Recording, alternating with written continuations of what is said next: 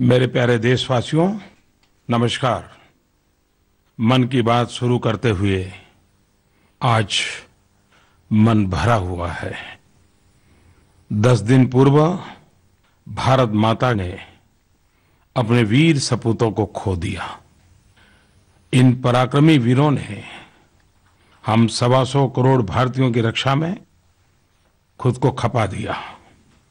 देशवासी चैन की नींद सो सके, इसलिए इन हमारे वीर सपूतों ने रात दिन एक करके रखा था। पुलवामा के आतंकी हमले में वीर जवानों की शहादत के बाद देश भर में लोगों को और लोगों के मन में आघात और आक्रोश है। शहीदों और उनके परिवारों के प्रति चारों तरफ संवेदनाएं उमड़ पड़ी हैं। इस आतंक की हिंसा के विरोध में जो आवेग आपके और मेरे मन में है, वही भाव हर देशवासी के अंतर मन में है और मानवता में विश्वास करने वाले विश्व के भी मानवतावादी समुदायों में है। भारत माता की रक्षा में अपने प्राण न्योछावर करने वाले देश के सभी वीर सपूतों को मैं नमन करता हूं। यह शहादत आतंक को मूल नष्ट करने के लिए हमें निरंतर प्रेरित करेगी, हमारे संकल्प को और मजबूत करेगी। देश के सामने आई इस चुनौती का सामना हम सबको जातिवाद, संप्रदायवाद, क्षेत्रवाद और बाकी सभी मतभेदों को भुलाकर करना है, ताकि आतंक के खिलाफ हमारे कदम पहले से कहीं अधिक दृढ़ हो, सशक्त हो और निर्णायक हो। हमारे सशस्त्र बल हमेशा ही अद्वितीय साहस और पराक्रम का परिचय देते आए हैं। शांति की स्थापना के लिए यहाँ उन्होंने अद्भुत क्षमता दिखाई है। वहीं हमलावरों को भी उन्हीं की भाषा में जवाब देने का काम किया है। आपने देखा होगा कि हमले के 100 घंटे के भीतर ही किस प्रकार से कदम उठाए गए। सेना ने आतंकवादियों और उनके मददगारों के समूल नष्ट का संकल्प ले लिया है। वीर सैनिकों की शहादत के बाद मीडिया के माध्यम से उनके परिजनों की जो प्रेरणादायी बातें सामने आई है, उसने पूरे देश के हौसले को और बल दिया है। बिहार के भागलपुर के शहीद रतन ठाकुर के पिता राम निरंजन जी ने दुख की इस घड़ी में भी जिस जज्बे का परिचय दिया है, वह हम सबको प्रेरित करता है। उन्होंने कहा कि वे अपने दूसरे बेटे को भी दुश्मनों से लड़ने के भेजेंगे और जरूरत पड़ी तो खुद भी लड़ने जाएंगे। ओडिशा के जगतसिंहपुर के शहीद प्रसन्ना साहू की पत्नी मीना जी के अदम्य साहस को पूरा देश सलाम कर रहा है। उन्होंने अपने इकलौते बेटे को भी सीआरपीएफ ज्वाइन कराने का प्रण लिया है। जब तिरंगे में लिपटे शहीद विजय सोरेन का शव झारखंड के गुमला पहुंचा, तो मासूम बेटे ने यही कहा कि मैं भी फौज में जाऊंगा। इस मासूम का जज्बा आज भारतवर्ष के बच्चे बच्चे की भावना को व्यक्त करता है। ऐसी ही भावनाएं हमारे वीर पराक्रमी शहीदों के घर घर में देखने को मिल रही है। हमारा एक भी वीर शहीद इसमें अपवाद नहीं है, उनका परिवार अपवाद नहीं है। चाहे वो देवरिया के शहीद विजय मौर्य का परिवार हो, कांगड़ा के शहीद तिलकराज के माता पिता हो, या फिर कोटा के शहीद हेमराज का 6 साल का बेटा हो। शहीदों के हर परिवार की कहानी प्रेरणा से भरी हुई है।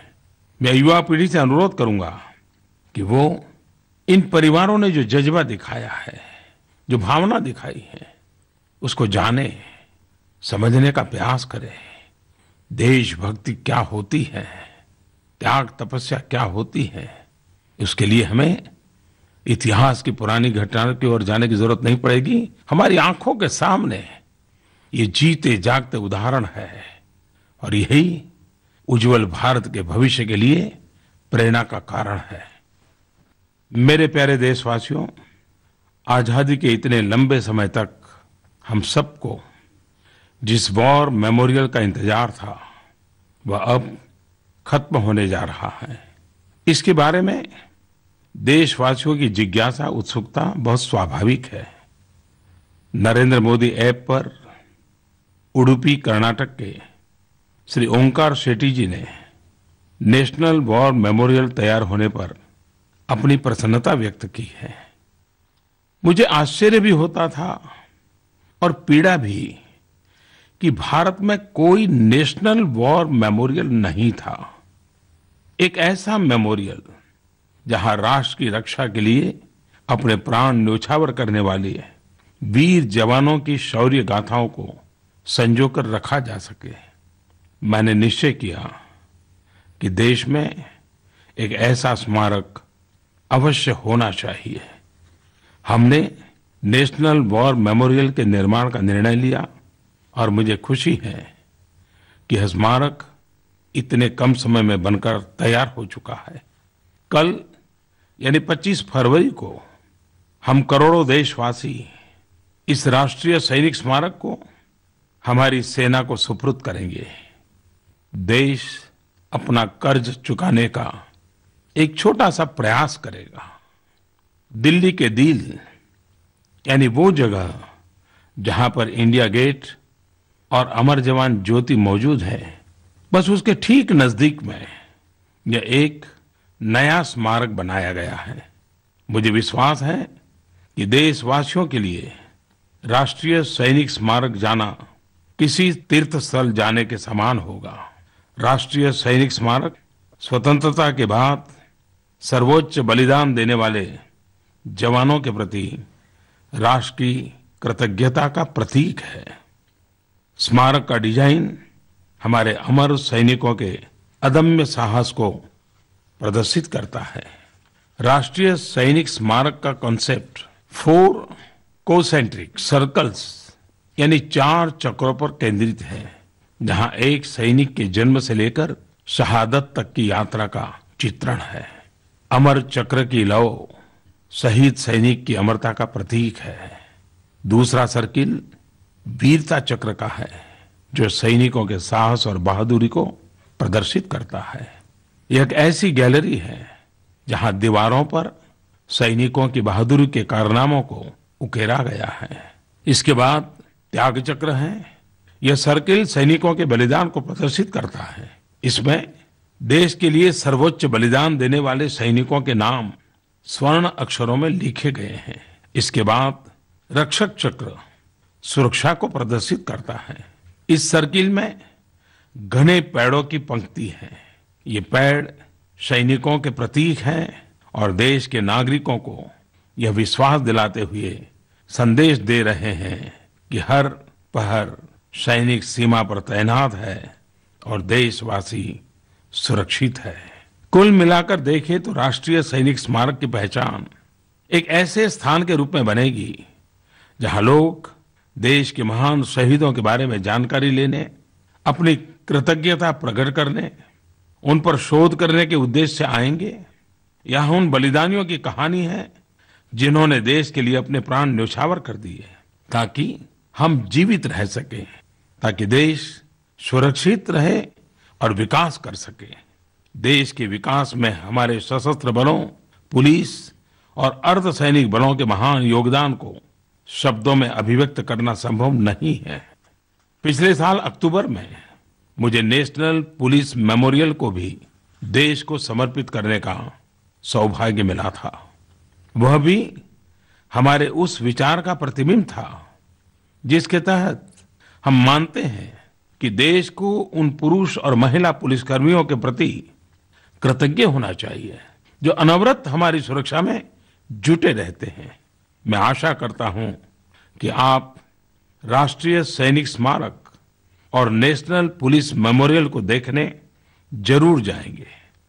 आप जब भी जाएं, वहां ली गई अपनी तस्वीरों को सोशल मीडिया पर अवश्य शेयर करें ताकि दूसरे लोगों को भी इससे प्रेरणा मिले और वे भी इस पवित्र स्थल, इस मेमोरियल को देखने के लिए उत्सुक हों।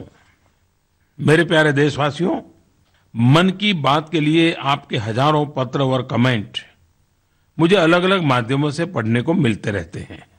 इस बार जब मैं आपके कमेंट पढ़ रहा था तब मुझे आतिश मुखोपाध्याय जी की एक बहुत ही रोचक टिप्पणी मेरे ध्यान में आई।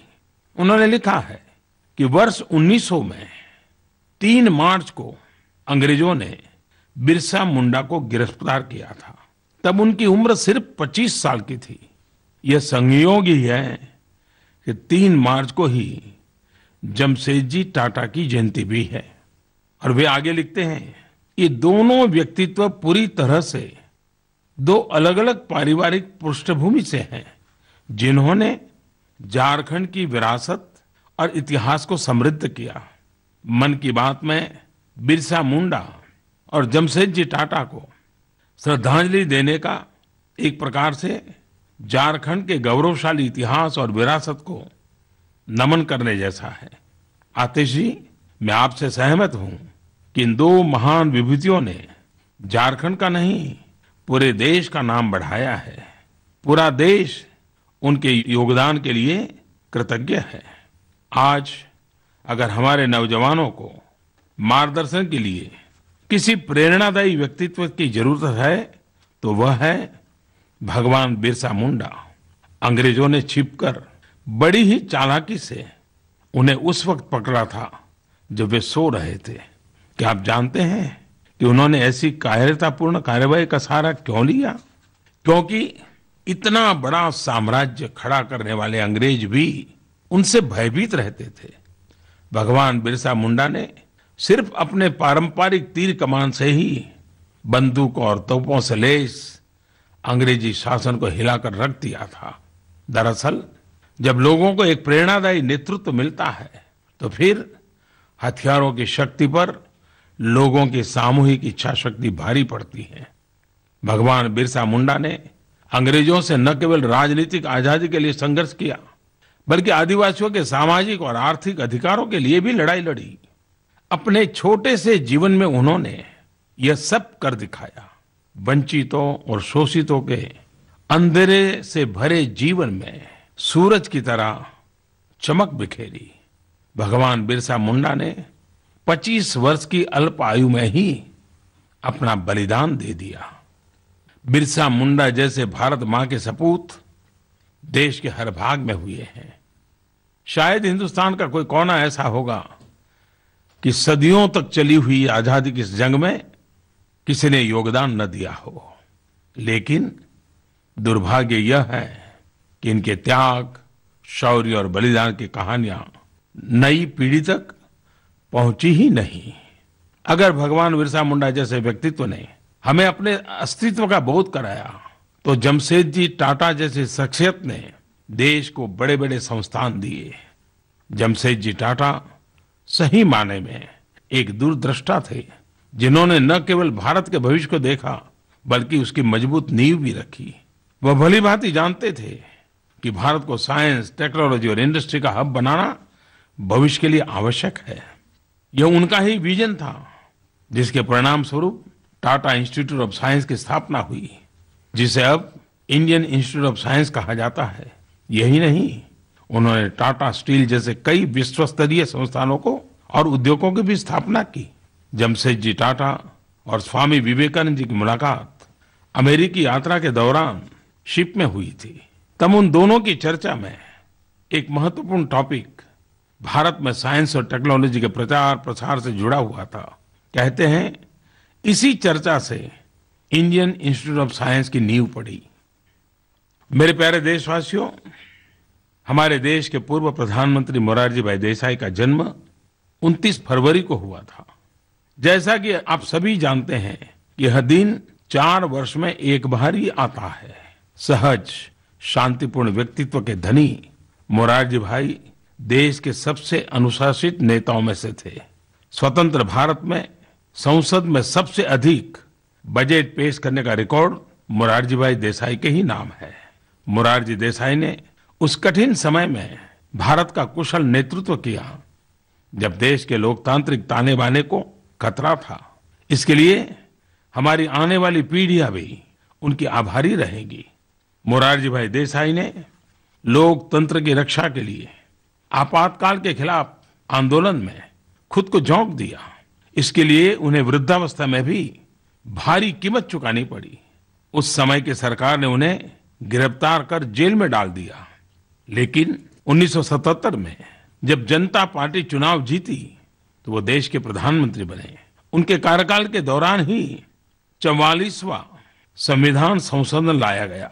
यह महत्वपूर्ण इसलिए है क्योंकि इमरजेंसी के दौरान जो 42वां संशोधन लाया गया था, जिसमें सुप्रीम कोर्ट की शक्तियों को कम करने और दूसरे ऐसे प्रावधान थे जो हमारे लोकतांत्रिक मूल्यों का हनन करते थे, उनको वापस किया गया। जैसे 44वें संशोधन के जरिए संसद और विधानसभाओं की कार्यवाही का समाचार पत्रों में प्रकाशन का प्रावधान किया गया। इसी के तहत सुप्रीम कोर्ट की कुछ शक्तियों को बहाल किया गया। इसी संशोधन में यह भी प्रावधान किया गया कि संविधान के अनुच्छेद 20 और 21 के तहत मिले मौलिक अधिकारों का आपातकाल के दौरान भी हनन नहीं किया जा सकता है। पहली बार ऐसी व्यवस्था की गई कि मंत्रिमंडल की लिखित अनुशंसा पर ही राष्ट्रपति आपातकाल की घोषणा करेंगे। साथ ही यह भी तय किया गया कि आपातकाल की अवधि को एक बार में 6 महीने से अधिक नहीं बढ़ाया जा सकता है। इस तरह से मोरारजी भाई ने यह सुनिश्चित किया कि आपातकाल लागू कर 1975 में जिस प्रकार लोकतंत्र की हत्या की गई थी, वह भविष्य में फिर दोहराया ना जा सके। भारतीय लोकतंत्र के महात्म्य को बनाए रखने में उनके अमूल्य योगदान को आने वाली पीढ़ियां हमेशा याद रखेगी। एक बार फिर ऐसे महान नेता को मैं अपनी श्रद्धांजलि अर्पित करता हूं।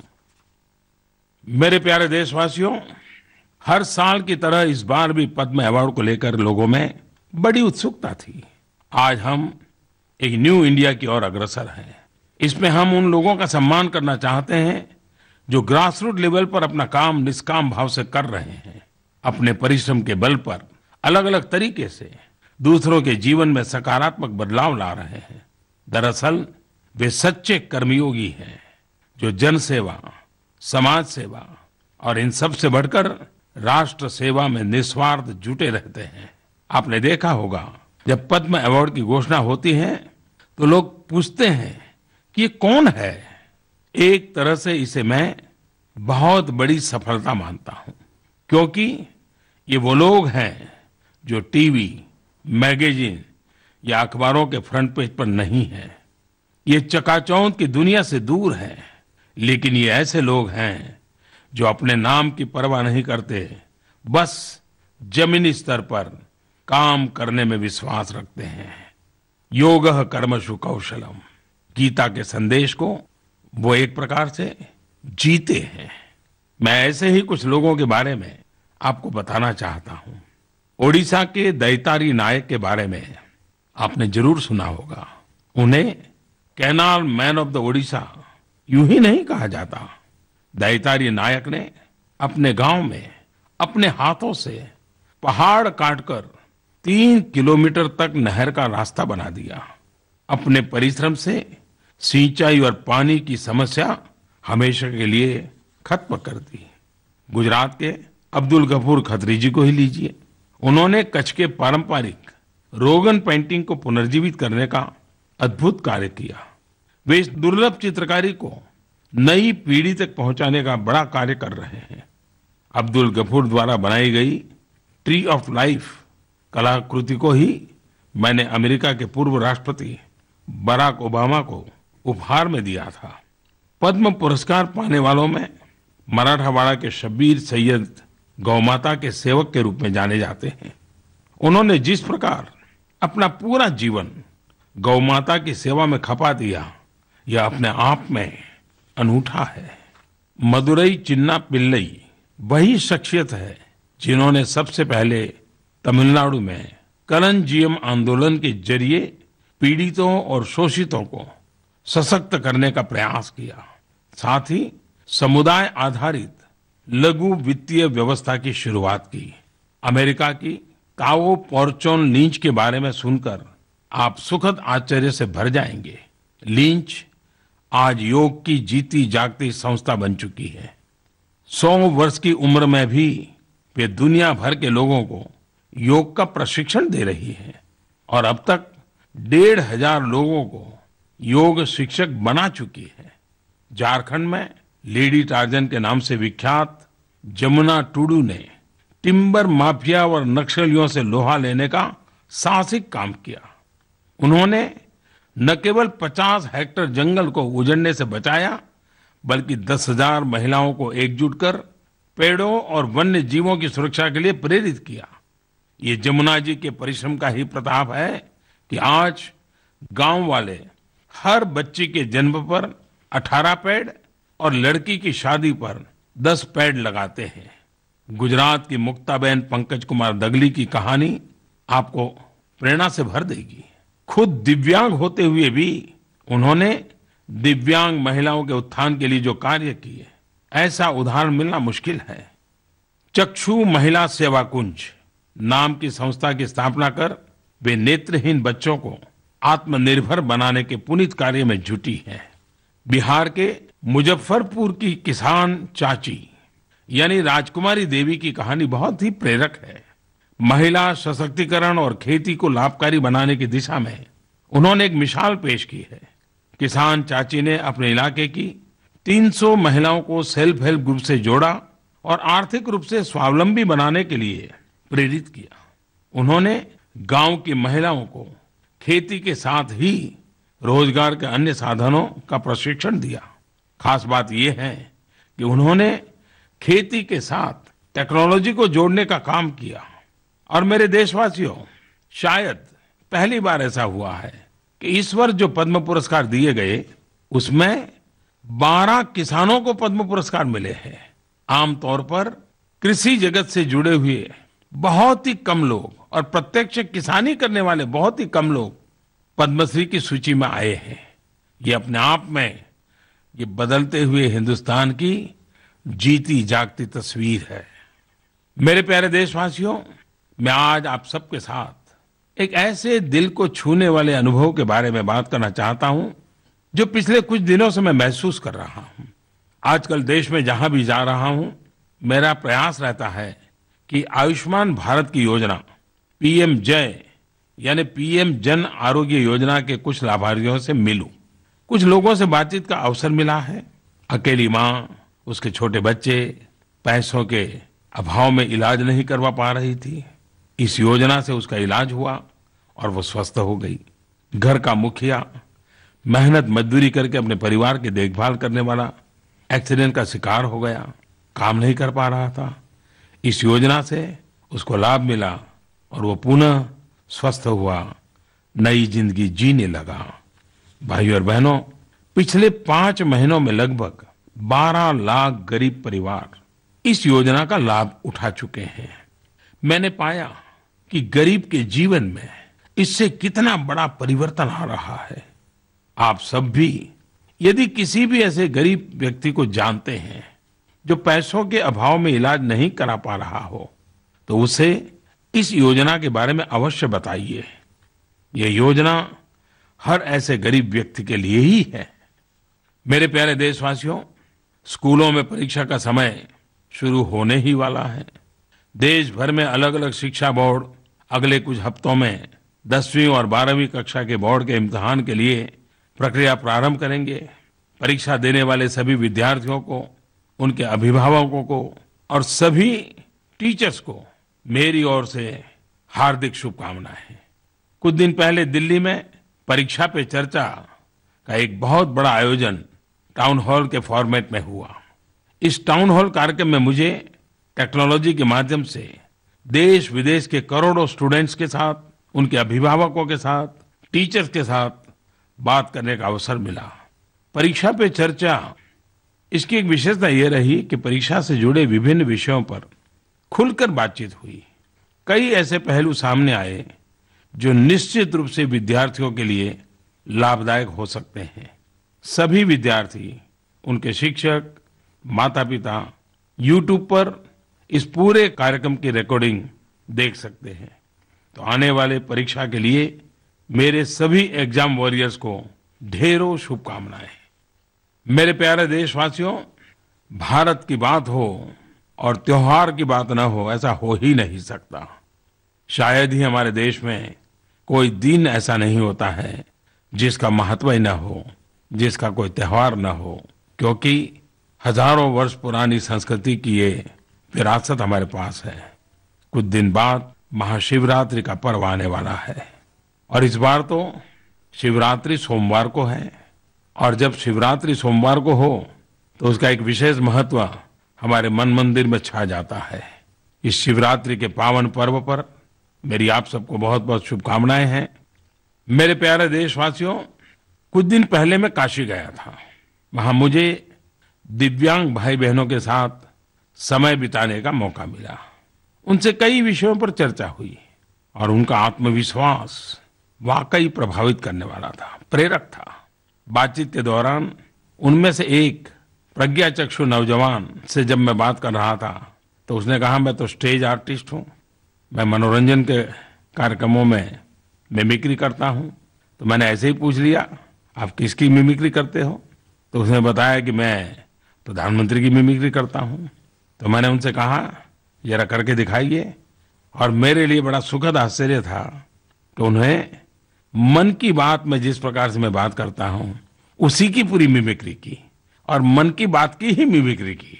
मुझे ये सुनकर बहुत अच्छा लगा कि लोग न सिर्फ मन की बात सुनते हैं बल्कि उसे कई अवसरों पर याद भी करते हैं। मैं सचमुच में उस दिव्यांग नौजवान की शक्ति से बहुत ही प्रभावित हुआ।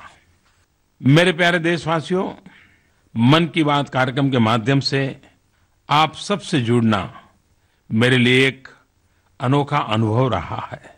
रेडियो के माध्यम से मैं एक तरह से करोड़ों परिवारों से हर महीने रूबरू होता हूं। कई बार तो आप सबसे बात करते, आपकी चिट्ठियां पढ़ते या आपके फोन पर भेजे गए विचार सुनते मुझे ऐसा प्रतीत होता है कि आपने मुझे अपने परिवार का ही हिस्सा मान लिया है। यह मेरे लिए एक बहुत ही सुखद अनुभूति रही है। दोस्तों, चुनाव लोकतंत्र का सबसे बड़ा उत्सव होता है। अगले 2 महीने हम सभी चुनाव की गहमागहमी में व्यस्त होंगे। मैं स्वयं भी इस चुनाव में एक प्रत्याशी रहूंगा। स्वस्थ लोकतांत्रिक परंपरा का सम्मान करते हुए अगली मन की बात मई महीने के आखिरी रविवार को होगी, यानी कि मार्च महीना, अप्रैल महीना और पूरा मई महीना, ये 3 महीने की सारी हमारी जो भावनाएं हैं उन सबको मैं चुनाव के बाद एक नए विश्वास के साथ, आपके आशीर्वाद की ताकत के साथ फिर एक बार मन की बात के माध्यम से हमारी बातचीत का सिलसिला का आरंभ करूंगा और सालों तक आपसे मन की बात करता रहूंगा। फिर एक बार आप सबका हृदय से बहुत बहुत धन्यवाद करता हूं।